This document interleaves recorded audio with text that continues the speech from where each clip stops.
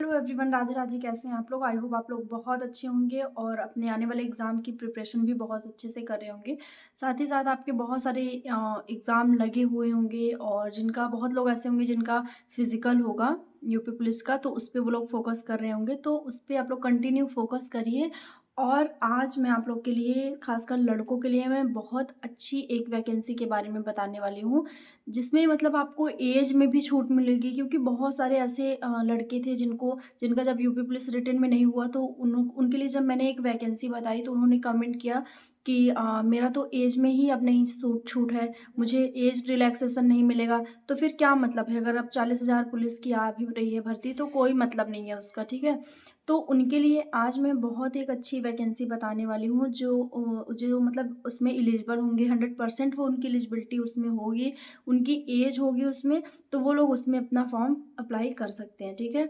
तो ये भर्ती है दिल्ली पुलिस की, ड्राइवर की भर्ती है, जिसमें आपको उसमें बहुत अच्छा मौका मिलने वाला है आपको।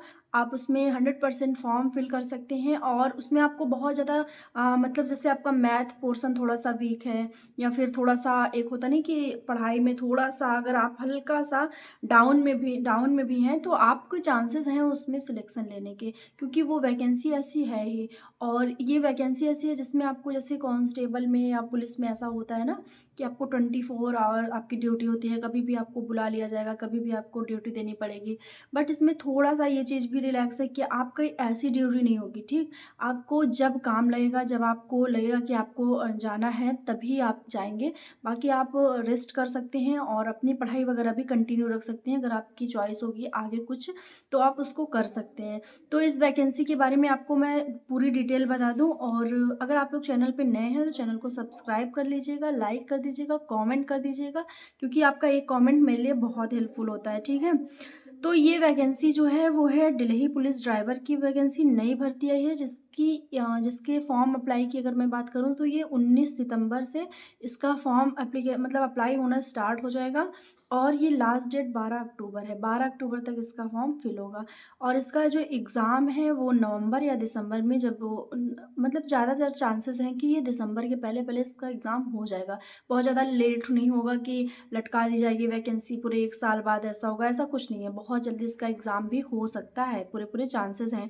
और इसमें आपके क्वालिफ़िकेशन की बात करें तो आपकी 12th पास होनी चाहिए, आप 12वीं पास हो और आपके पास ड्राइविंग लाइसेंस हो, मतलब हैवी ड्राइविंग लाइसेंस, कि ये हैवी गाड़ी चलाता हो, जैसे कि ट्रक वगैरह हो गया, या फिर हैवी, मतलब आप समझ रहे हैं ना कि जैसे कार हो गया, तो ये एक लाइट ड्राइविंग है। और हैवी में जैसे आपको बड़े बड़े वाहन जो होते हैं उनको चलाने के लिए आपको इसमें आपकी एलिजिबिलिटी होनी चाहिए। आपको ये पता होना चाहिए कि उसको कैसे चलाना है, उसको कैसे मैनेज करना है, ठीक है? और आपके पास एक वैलिड ड्राइविंग लाइसेंस होना चाहिए हैवी हैवी व्हीकल्स के, मतलब कि भारी वाहन चलाने के लिए आपके पास ड्राइविंग लाइसेंस होना चाहिए। ठीक ठीक है। और आपको व्हीकल मेंटेनेंस में, मतलब कि एक गाड़ी को कैसे मेंटेन रखना है, कब उसके इंजन पे ध्यान देना है, कब उसके मतलब उसमें जो भी टायर वगैरह हैं, ट्यूब वगैरह हैं, उन पे आपको कब, कैसे आपको पता होना चाहिए कि कितने दिन में ये चीज़ ख़राब हो सकती है, या कितने दिन में टायर घिस जाता है तो उसको चेंज कैसे कराना है, ये सारी तमाम चीज़ें। या फिर गाड़ी को सुरक्षित कैसे रखना है, कैसे उसको कितनी स्पीड में चलाना है कि ये इसके मतलब टायर जो हैं वो अच्छे से चलेंगे, या फिर गाड़ी की मेंटेनेंस बनी रहेगी, कैसे क्या कुछ करना है, इसके बारे में आपको फुल डिटेल होनी चाहिए। ठीक, ये नहीं कि बस आपको चलाना आता है, आप बैठे चला लिए, ऐसा कुछ नहीं, आपको फुल डिटेल होनी चाहिए, ठीक है? और इसकी एज के बारे में अगर मैं बात करूँ तो एज में ना बहुत अच्छी छूट है, कि अगर 21 से 30 साल हैं आप जनरल में, तो आप इसका फॉर्म अप्लाई कर सकते हैं, और अगर आप ओबीसी में हैं तो आपको 3 साल की और छूट मिलेगी। तो एज रिलैक्सेशन भी इसमें अच्छा खासा है। और इसका जो एग्ज़ाम में जो एनसीसी वाले हैं, जो एनसीसी स्टूडेंट हैं, जैसे बहुत लोग के पास ए सर्टिफ़िकेट, बी सर्टिफ़िकेट, सी सर्टिफ़िकेट होगा, तो उसके अकॉर्डिंग उनको नंबर में, मतलब उनको अ, नंबर दिए जाएँगे, जैसे कि ए वालों को 5, बी वाले को 3 और सी वाले को 2। तो ये बहुत अच्छी बात है क्योंकि ढलई पुलिस में एनसीसी के नंबर काउंट होते हैं, ठीक है? उत्तर प्रदेश पुलिस में एनसीसी के नंबर नहीं काउंट होते हैं। बहुत लोग के डाउट होंगे तो वो लोग क्लियर कर लें कि उत्तर प्रदेश पुलिस में चाहे कांस्टेबल का हो, चाहे एसआई का हो, उसमें आपके एनसीसी मार्क्स नहीं काउंट होंगे। ना तो फिज़िकल में होंगे, ना तो मतलब कहीं पे भी नहीं होंगे, एग्ज़ाम में भी नहीं होंगे। और बहुत लोग कहते हैं कि होता है, फिज़िकल में होता है कहीं, ऐसा कुछ नहीं है, कहीं पे भी नहीं होता है। बस इतना है कि उसमें अगर आपने एनसीसी की है तो आप फिज़िकल अपना अच्छे से क्लियर कर सकते हैं, ठीक है? आपकी बॉडी इतनी अच्छी होती है, इतनी मतलब इतना ज़्यादा प्रैक्टिस में होती है कि आप अगर ज़्यादा प्रैक्टिस नहीं करेंगे अलग से तो भी आप फिज़िकल उसका निकाल सकते हैं। 11 मिनट, 12 मिनट में आपकी क्षमता होती है निकालने की फिज़िकल, ठीक है? गर्ल्स की बात करें और बॉयज़ में है तो वो 17-18 मिनट में भी निकाल सकते हैं फिज़िकल अपना। बाकी इसका सिलेबस जो है वैसे ही सिलेबस है कि जीके है, रीज़निंग है, मैथ है। बट थोड़ा-सा अलग है कि आपको ड्राइविंग जो पार्ट है उसके बारे में आपको जानकारी होनी चाहिए, जैसे कि रोड सेंस पे कि आपको ड्राइविंग से संबंधित जितनी भी चीज़ें हैं, ठीक है? जितनी भी चीज़ है ड्राइविंग से संबंधित, चाहे वो चलाना कैसे है या फिर कैसे किसी वाहन को मेंटेन रखना है, ये सारी चीज़ें। तो ये सब आपको नॉलेज होना चाहिए। जीके आपका 20 नंबर का रहेगा, रीज़निंग आपकी 20 नंबर रहेगी, मैथ आपका बहुत ही कम यानी कि 10 नंबर का रहेगा, ठीक है? 50 ये हो गए और 50 आपका ड्राइविंग पार्ट रहेगा।